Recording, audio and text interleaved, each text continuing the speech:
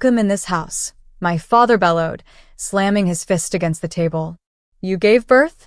Behind our backs? You filthy little liar. The room froze. Then I heard it. My sister Brielle gasped dramatically. My older brother Chase started to laugh. And my youngest brother Ethan clapped, actually clapped like it was some sort of reality show. I didn't speak. I couldn't. Before we begin, drop a comment and tell us where are you from and from which city you're watching our videos. And after watching the whole video, don't forget to tell us what would you do in this situation? Be honest, tell me in the comments below. We read every comment. Let's begin. I was standing barefoot in the living room, holding a sleeping baby boy in my arms, my back pressed against the very door I once hung birthday banners on. I didn't do anything wrong. I finally whispered. He's my son. Dad's voice cracked. And who the hell is his father? Some dropout? A lowlife? I blinked away tears. He passed away in a car accident, 2 weeks before my due date. My mother, who had been silent the whole time, closed her eyes like she didn't want to hear the rest. That cut deeper than anything. I was 20. I had survived a full pregnancy without support, worked night shifts, lied about college just to keep my dignity. I stayed in a shelter for women for a week after giving birth. I didn't come home to beg. I came because my baby had a high fever and I didn't know what else to do.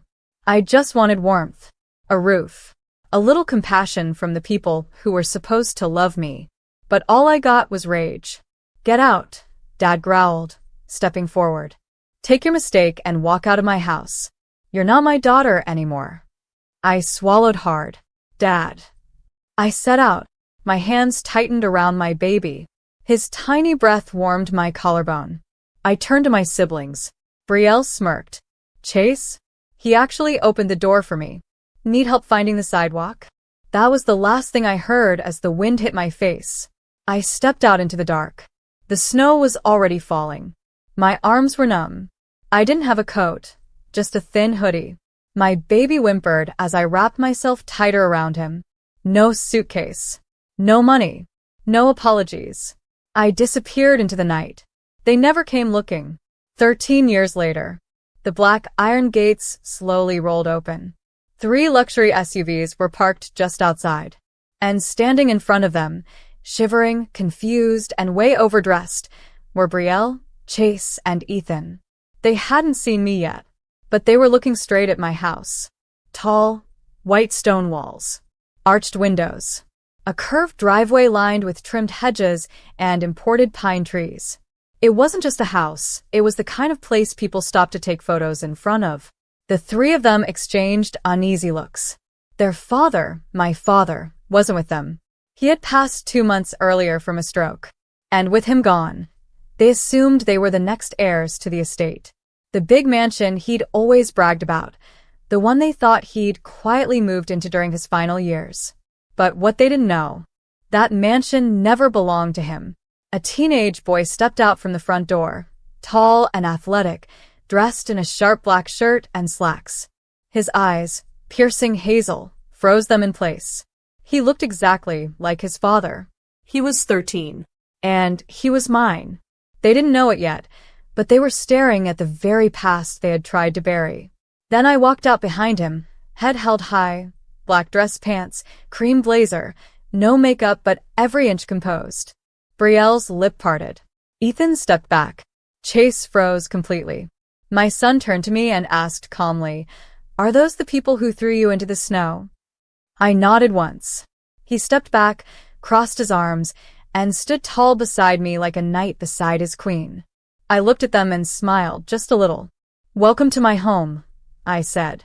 "Funny seeing you all here." Their faces drained of color. And I hadn't even told them the worst part yet. No one spoke. Not Brielle, with her $1,000 clutch. Not Chase with his slicked back hair and thin patience. Not even Ethan, who always had something to say. They just stood there, blinking, trying to process what the hell was happening. I let the silence stretch. It was delicious. I had waited 13 years for this moment, not out of hate, but because I had learned that real power didn't shout. It whispered. It made people tremble by doing nothing at all. "You will live here?" Brielle finally said, voice cracking slightly. She tried to smile like she wasn't sweating through her silk blouse. You work here? No, I said plainly. I own it. Ethan looked between me and the boy beside me. You're joking. My son tilted his head. Why would she joke about something that's written on every deed in the county courthouse? Chase squinted at him. Who are you? I placed a hand gently on my son's shoulder. This is Adrian, I said. My son. The silence became heavier. Not because they didn't remember him, but because they did. That baby they laughed at was now taller than them. Sharper. Smarter. Standing in the doorway of the estate they thought would be theirs. Come inside, I said, turning my back on them. I didn't wait. If they wanted to talk, they'd have to walk through my doors on their own. And they did. They followed me into the grand marble entryway. Their footsteps echoed beneath the 20-foot ceilings. A spiral staircase rose to the second floor. A chandelier hung like a frozen star above them. On the wall beside it, an enormous painting. Of me. Painted in bold, classical strokes. One arm resting across a chair, Adrian standing beside me in a private school blazer. It was a symbol, a message, a declaration. Ethan muttered, You've got to be kidding. Chase walked up to it slowly. When did you become this? I turned. The moment you all stopped pretending I was family. We sat in the formal lounge. Adrian stood, watching them from the archway like a guardian. He didn't sit. He didn't need to. I poured tea. Not for them. For myself. So, Brielle tried, fake cheerful. What's this about? We got the attorney's message. Something about a final estate clarification. Yes, I said, sipping once. It's about Dad's will. Or rather, the property you assumed he left you. She straightened. He said it was ours. He lied, I said. Because it never was his. Chase's eyes narrowed. What the hell are you talking about? I reached over and pulled open a thin folder on the coffee table. Inside were the original deed documents, dating back 16 years. The name on them? Mine. Dad never bought this house, I said calmly. He leased it. On credit. The owner defaulted. And I bought it out from under him, quietly, legally, and permanently 8 years ago. Brielle's face dropped. No. He lived here. As a tenant. I allowed it. Under one condition. He never told anyone who the actual owner was. Ethan's jaw clenched. Why would he agree to that? Because he didn't want to admit that the daughter he threw out owned the roof over his head. They were spiraling now. Chase was sweating. Brielle looked pale. Ethan kept pacing. I leaned back and spoke with purpose. I didn't want revenge. I didn't hunt for it. I just worked. I built. I cried while my son coughed in the dark. I scrubbed bathroom floors in the morning and sold art online at night. I taught myself finance while Adrian slept in my lap. I didn't have lawyers back then. Or friends. I only had one thing. Chase muttered. What? I stared at him. Memory. They shifted uncomfortably. Memory of who shut the door on me when I was bleeding. Who laughed when I begged. Who clapped when I was tossed onto the street. Adrian stepped forward now, his voice calm and crisp. And now, we remember you. He slid another file onto the table. Brielle opened it, hands trembling. Her lips moved silently as she read the numbers. Her mansion. Her summer house. Her designer brand investments. All foreclosed. All bought. All quietly acquired by a firm under my name. You took everything? Ethan asked, eyes wide. I stood. No. I earned everything. The fact that it happened to include everything you thought you'd inherit. I shrugged. Coincidence. Brielle looked broken now. So, what happens now? I paused. You're here because I'm deciding what kind of woman I want to be. Adrian looked up at me. And what are you choosing? I smiled, softly. The kind who doesn't forget, but also the kind who won't become like them. They looked confused. I'm giving you one house back, I said. The old one. On the condition that you never speak my name and hate again. Not to each other. Not to the world. And not to Adrian. Ever. Chase looked stunned. Why would you do that? I locked eyes with my son. Because I raised a man I'm proud of. And I won't teach him to hate. Chase finally broke the silence. So, what now you're just the bigger person? You're throwing charity at us. I looked at him. No. I'm offering closure.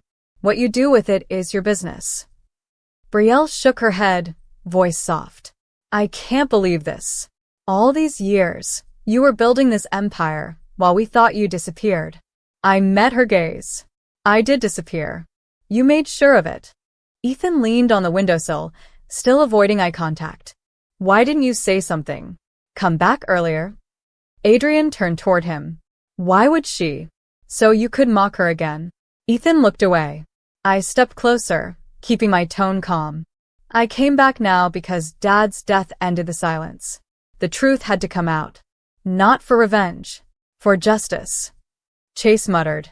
You think you're some saint now? No, I said, but I know who I am.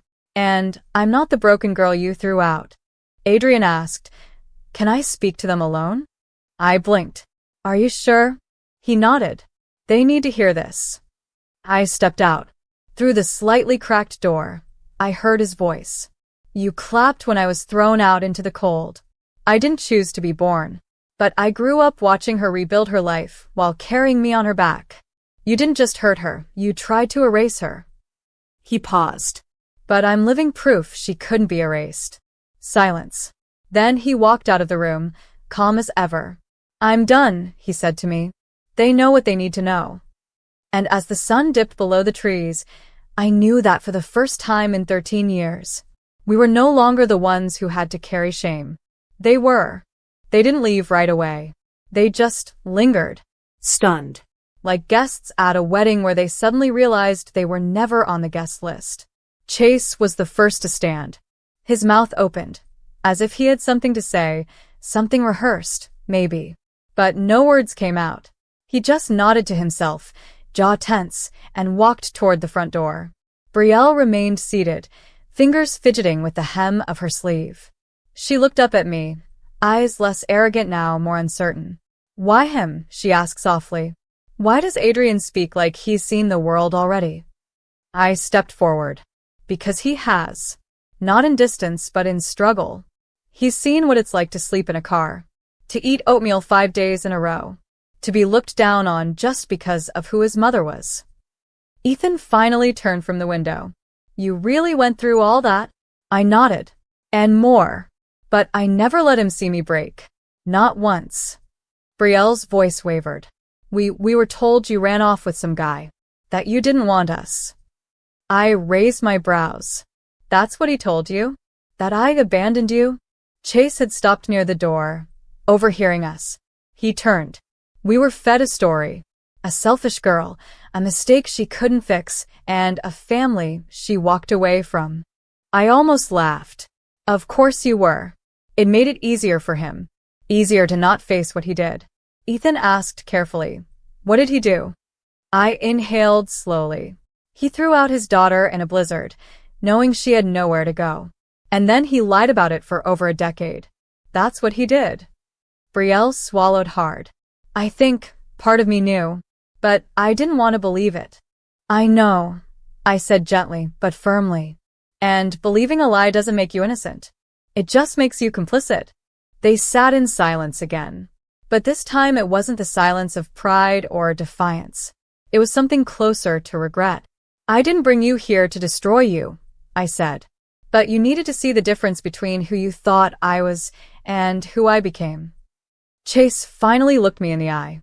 So what now? You take your house. You sign the agreement.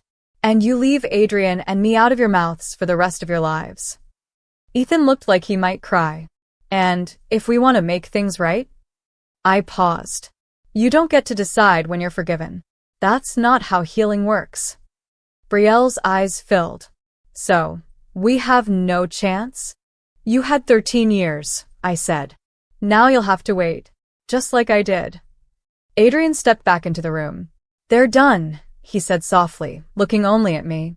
I gave a single nod. And one by one they left, not with power, not with property, but with the weight of a truth they could never twist again. 3 days later, the papers were signed. I didn't go to the lawyer's office. I let them handle it alone. They took the old family house, nothing more. I made sure of that. A single property. No titles, no shares, no inheritance. Just a roof over their heads and a boundary they were never allowed to cross again. I wasn't being cruel. I was setting limits. The kind of limits they never gave me. Adrian and I sat on the back patio that evening. The sun was sliding down behind the hills. He was quiet as usual, but I could feel his thoughts pressing against the silence. "You okay?" I asked, handing him a cup of tea, something he'd picked up from me. No sugar, no milk, just strong, honest tea. He nodded. "I'm just thinking." "About them?" He shrugged. "A little. I guess I thought it'd feel better, seeing them like that." "And does it?" He was quiet for a while. Then he said, "They looked so empty. Not angry, not proud, just lost." I nodded, staring out at the gold-tipped horizon. That's what happens when you build your life on lies. Eventually the floor gives out. He sipped his tea. "Do you think they'll ever change?" I let that sit in the air for a few seconds. "I don't know, but I know we did." He looked at me, and for the first time in days, he smiled just a little. "Yeah, we did." I smiled back. "And we don't owe anyone an explanation for it." We sat in silence for a few minutes more. The wind rustled the hedges. Somewhere, a distant car drove by. The world kept moving. Eventually, he leaned back in the chair and said, "You know what the crazy part is?" "What?" "I'm not even mad anymore." That caught me off guard. "You're not?" "No." "I just feel proud. Like they tried to erase us. But here we are. You gave me everything. They gave me nothing. But I still don't hate them." I felt my throat tighten. He continued, "I think that's what makes us different." I reached over and placed my hand on his. "They taught me how to survive," I said. "But you taught me how to live again." That night, we walked the hallways of the house we'd built together, from nothing. Every photo on the wall, every piece of furniture, every light bulb was a reminder that we had been cast out, but we never stayed gone. We returned not with vengeance, but with strength. Not with cruelty, but with clarity. Not to destroy, but to rise. And somewhere far across the city, in a dimly lit kitchen filled with silence and shame, the people who once clapped at my pain were